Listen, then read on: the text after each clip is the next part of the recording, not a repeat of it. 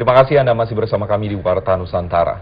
Saudara, dari Kabupaten Kutai Timur, Provinsi Kalimantan Timur, kita informasikan bahwa akan mewakili Indonesia pada pertemuan bisnis antar pengusaha dari berbagai negara bulan Oktober 2010 di Australia.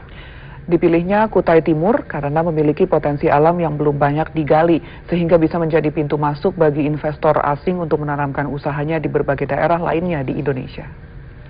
Daerah pemekaran dari Kabupaten Kutai pada tahun 1999. Wilayah ini masih banyak memiliki potensi alam yang belum tergali, antara lain tambang batu bara, hutan, dan perkebunan kelapa sawit. Sumber daya alam yang akan ditawarkan pada pertemuan bisnis di Australia juga akan dibarengi dengan pemaparan konsep pembangunan berwawasan lingkungan. Hal ini penting untuk menepis anggapan bahwa pemerintah membiarkan kerusakan hutan di Kalimantan, sekaligus upaya untuk menghindari ancaman embargo CPO Indonesia di pasar internasional. Kutai Timur juga memiliki letak geografis yang sangat strategis untuk membuka jalur perdagangan internasional, karena Kalimantan Timur berbatasan dengan Malaysia. Selain potensi sumber daya alam, Kutai Timur juga kaya warisan budaya. Hal ini diharapkan menjadi daya tarik tersendiri bagi calon investor. Pada pergelaran budaya semalam di Sangatta, Kutai Timur, Ketua Tim Misi Perdagangan dan Budaya untuk Australia, Indra Hasan, mengaku optimis misi ini akan berhasil. Kalau kita berusaha secara integrated antara pemerintah dalam negeri dan pemerintah yang sudah di tempat luar negeri dan seluruh unsur terkait, yaitu pilar ekonomi sosial, pilar keamanan pertahanan terlibat. Kehadiran istri Duta Besar Indonesia untuk Australia pada pergelaran budaya ini juga diharapkan dapat membantu promosi dagang di negeri kanguru 4 bulan mendatang.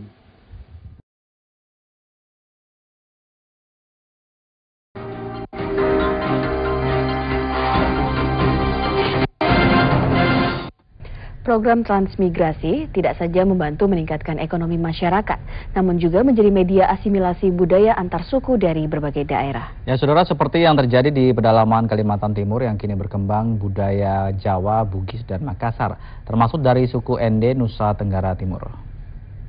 Di sejumlah daerah transmigrasi di Kalimantan, banyak warga yang berasal dari Pulau Jawa dan Sulawesi.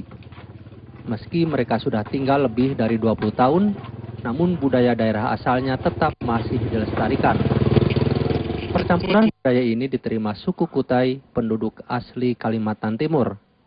Tidak saja untuk pendatang mayoritas, bahkan untuk pendatang minoritas pun penduduk asli setempat menerimanya. Seperti untuk etnis Timor yang berasal dari Ende, Nusa Tenggara Timur. Meski hanya berjumlah 60 kepala keluarga, namun warga Kutai menghormatinya dengan menamakan perkampungan warga Ende dengan sebutan Telaga Timur. Sementara wilayah sebelahnya tetap menggunakan nama Telaga Kutai atau Telaga Seberang. Etnis Timor berada di pedalaman Kutai sejak tahun 70-an. Awalnya mereka bekerja di PT Kiani Lestari, namun kini sebagian sudah menjadi petani ladang. Melalui aksi kemanusiaan LSM Gerakan Membangun Tanah Air Gemta, masyarakat berharap percampuran budaya dan etnis ini perlu terus dilakukan untuk menjaga kedaulatan negara Republik Indonesia.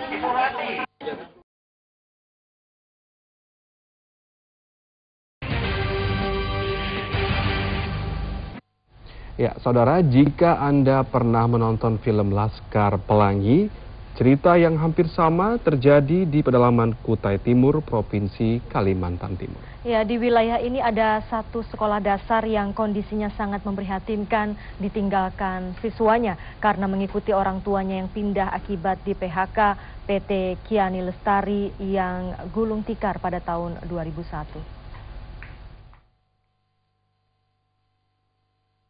Masih bertahan di sekolah dasar Himba Lestari di pedalaman Kutai Timur, Kalimantan Timur. Mereka anak-anak yang orang tuanya menjadi korban PHK PT Kiani Hutan Lestari yang kini beralih menjadi petani ladang. Sebagian lainnya sudah pindah ke Samarinda atau ke Sangatta, ibu kota Kutai Timur.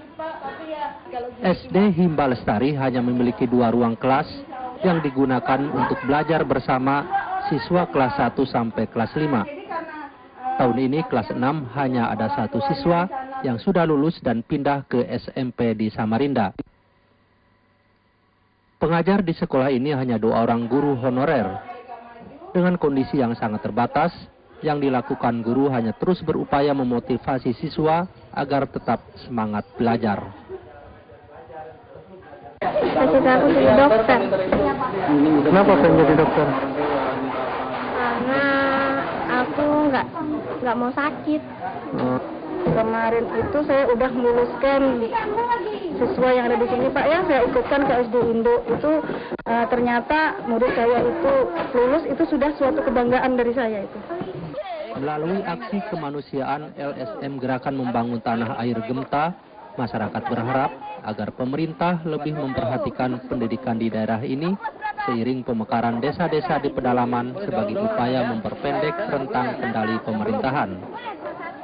Syahid Muslim, Dadang EBS melaporkan dari Desa Himba Lestari, Batu Ampar, Kutai Timur.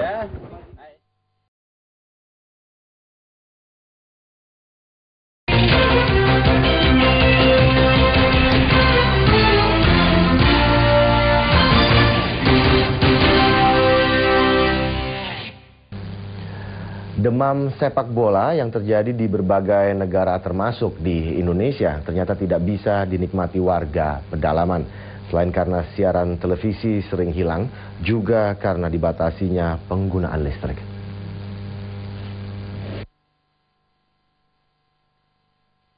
Meski kejuaraan sepak bola Piala Dunia sudah berlangsung 4 hari, namun hingga hari ini masih banyak warga yang belum bisa menikmatinya, seperti bagi warga yang tinggal di pedalaman Kecamatan Batu Ampar, Kutai Timur, Kalimantan Timur. Bukan karena tidak ada televisi, namun karena siarannya sering hilang bahkan tidak ada sama sekali. Hal ini akibat kondisi geografis pedalaman yang diapit bebukitan. Selain kendala alam juga karena belum ada jaringan listrik.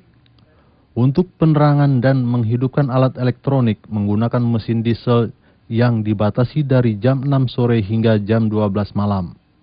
Jika ingin menonton siaran di atas jam 12 malam, warga harus iuran membeli solar lagi.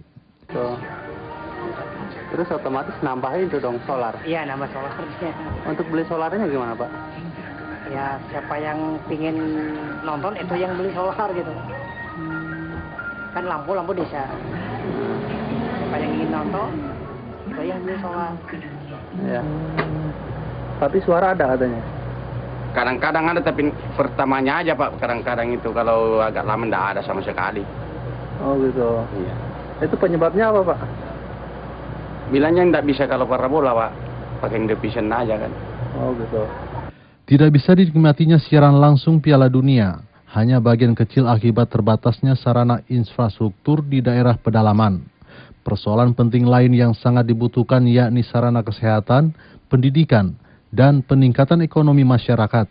Sehingga ketika LSM Gerakan Membangun Tanah Air bersama Perkumpulan Pemberantasan Tuberkulosis Kutai Timur menggelar bakti sosial kesehatan, masyarakat sangat berharap kegiatan serupa sering dilakukan.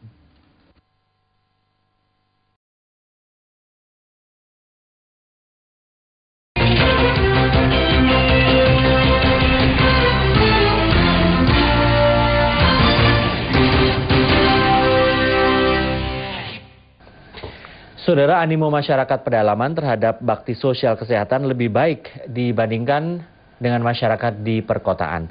Hal ini karena fasilitas kesehatan di pedalaman sangat terbatas.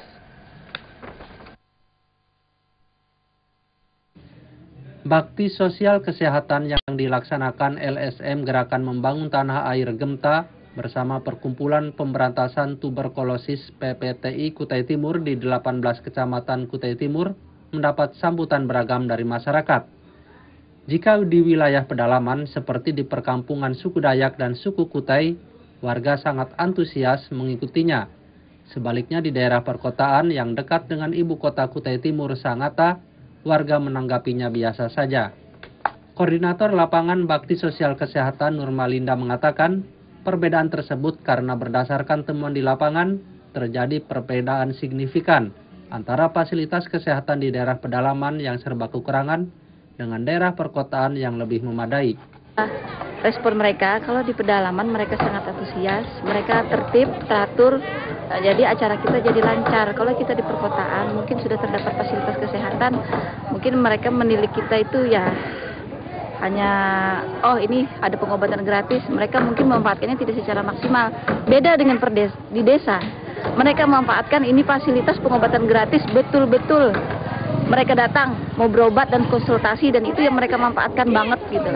Tingginya animo masyarakat pedalaman terhadap pelayanan kesehatan yang memadai mendorong LSM Gemta dan PPTI untuk merekomendasikan agar Kementerian Kesehatan lebih memperhatikan pembangunan fasilitas kesehatan secara merata.